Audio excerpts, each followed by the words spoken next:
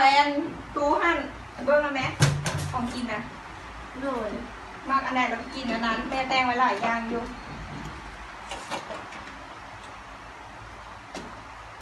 นี่ของอย่างเอกละ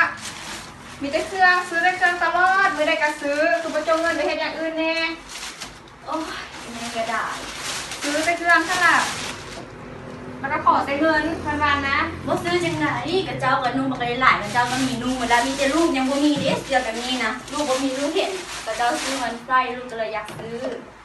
ย ามใดก็มีค่ะล่ะจนสิเต็มตู้ละยามใดก็ซื้อ แม่ก็ได้แม่บ่เข้าใจลูกหรอกนะ จ่ายเงินอยังกับน้ำผ้าจงไว้เห็นอย่างอื่นได้ไหม โอ้ยแม่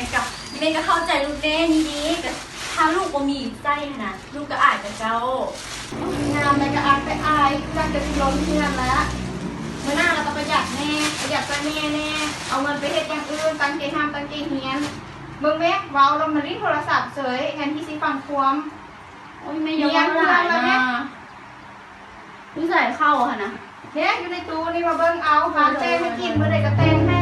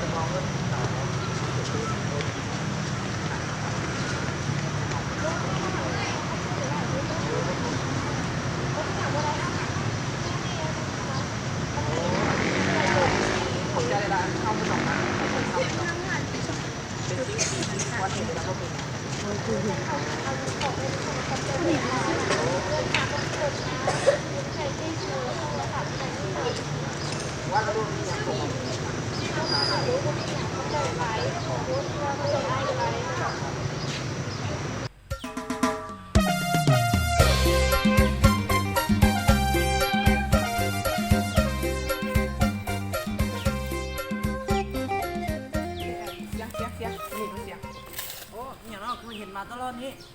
เพราะอันเข้ามาจะมาหาครูบาคนน่ะครูบาคนนี้นี่บอกครูบาอยู่ห้องนั่นแหละเดี๋ยวสิพาไปแล้วเอาพี่เนี่ยไปทิ้งก่อนนะอ๋อได้รบกวนนะครับ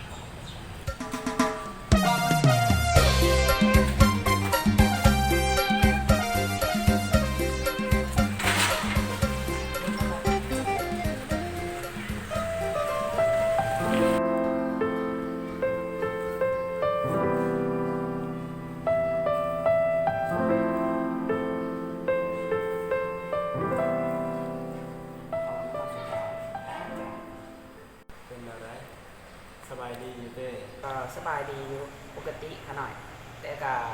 ไปมาๆหั่นแหละหาก็ไปต่างประเทศมาหั่นนะเดี๋ยวมันก็ยุ่งๆในขนาดแล้วก็บ่ค่อยได้อยู่ ดีแล้วเป็นอะไรละอันของก้อนนั้นก็ว่าซื้อคุณสัตว์บ่อยซื้อคุณนะได้อยู่ ได้อันขน่อยอาจจะซื้อมาจากญี่ปุ่นนี่นะปืน2 หัวที่ว่าขน่อยสั่งมาเมื่อก่อนนี่โอ้ยเหมาะสมที่สุดในขน่อยนี่นี่ในขน่อย โอ้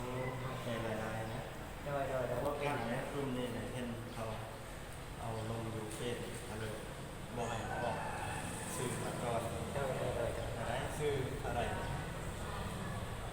โอ้ยบ่เท่าไรครับนี่ได้น้อยเดียวเข้าไปเบียร์เขาได้เงินหลายก็ได้นะบ่เป็นนะครับ ขอบใจนะ ได้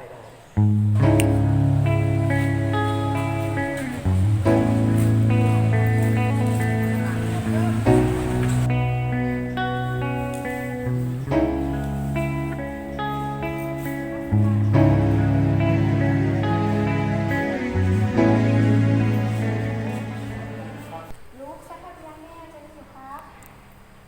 โอ้ลูกมือละเด็ก โอ้สบาย สบายนะ สบายเอาปันไประดับมาระดับนี่ แม่นี่สิค่ะน้องนี่มาหามมืองามงามดีมาสู้เดือดน้ำไว้ไปเหียนต่อว่ามือใดสิดี โอ้คดีระเดชนะเนาะ แล้วลูกได้มาอย่าง ก็มาหาอาจารย์เพิ่นเลยฮะก็ไปต่างประเทศมาเอาปืนมาให้เพิ่นนั่นน่ะ โอ้ดี อาจารย์นักเรียน เอ๊ะนั่นอ่ะแม่ลืมนั้นบ่เคยได้กินข้าวกินน้ำนำขอบใจหลายสำหรับกระเป๋า โอ้ว่าเป็นหยังไหมว่าเป็นหยังสำหรับเรื่องมันน่ะพอเอาให้หลายแล้วก็เห็นไปมันเป็นเรื่องปกติแล้วน่ะเลย ตอนแรกอย่าลืมไปลิ้นน้ำเด้ออีนี่มันจะซื้อขวัญให้ โอ้แม่นสบสร้างว่าเนาะเลย รู้จักกันไว้เป็นเฮาคนดีๆแบบนี้ก็ต้องรู้จักไปรู้นะเอามาถามมืองามงามดีน้ำเพิ่นดีกว่า จะได้ว่าจะมาเรื่องยากที่มัดแค้นเนี่ยครับเราบ่เป็นยากเนาะได้ออกเรื่องมือใดก็ดีเมื่อนั่นแหละยังไงจิตใจถ้าเราทำจิตใจตัวเองดีนะครับดีเมื่อแต่ละมือ โดยครูบาขสันขนอยสิหาลูกกลับไปก่อนไปแต่งเครื่องจะได้แบบข้ามมามีเรียกมีไกล